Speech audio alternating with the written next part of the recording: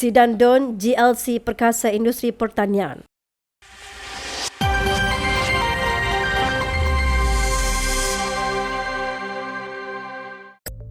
Kerajaan negeri sentiasa melibatkan beberapa agensi berkaitan kerajaan GLC seperti Terengganu Agrotech Development Corporation Sdn Bhd, syarikat TADC, Ladang Rakyat dan kumpulan TDM Berhad dalam mempergiatkan lagi sektor serta infrastruktur pertanian.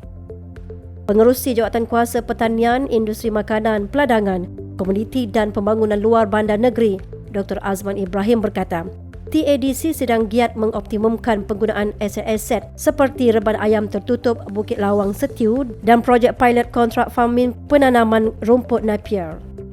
TADC telah mengambil peranan untuk memajukan reban ayam tertutup milik JPW di Bukit Lawang di Setiu yang dimajukan dengan ternakan ayam kampung bermula pada Ogos 2020.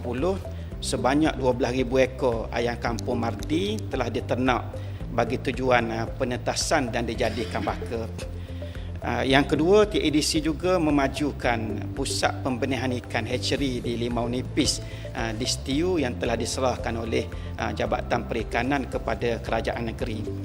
Yang ketiga, TADC terlibat dalam peladangan rumput Napier bagi dijadikan silage untuk makanan ternakan, dan sekarang ini terdapat 50 hektar ladang Napier di Kuala Pin di Hulu Terengganu yang ditanam dengan Napier baka hybrid sebagai ganti kepada Napier baka Taiwan yang ditanam sebelum daripada ini.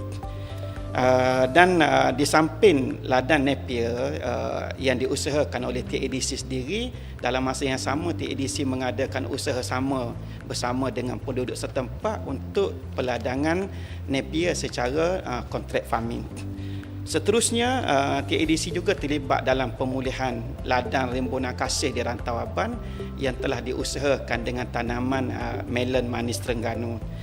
Dan akhir sekali, beberapa infrastruktur milik TADC seperti pusat pembenihan kerapu hybrid dan siakap di Tanjung Demon di Besut yang dimajukan oleh pihak swasta. Dalam masa yang sama, dari segi pemasaran, kerajaan negeri merakamkan ucapan penghargaan terima kasih kepada TADC yang memainkan peranan penting menyelesaikan isu-isu pemasaran hasil-hasil pertanian negeri Terengganu dalam tempoh PKP baru-baru ini. Dan dalam masa yang sama, kita juga telah buka Pasar Borong Setiu yang bertempat di pusat pengumpulan TADC di Telaga Papan sebagai satu lagi sokongan kepada pemasaran hasil-hasil pertanian dalam rangka untuk kita mengaktifkan lagi aktiviti food security di negeri Terengganu.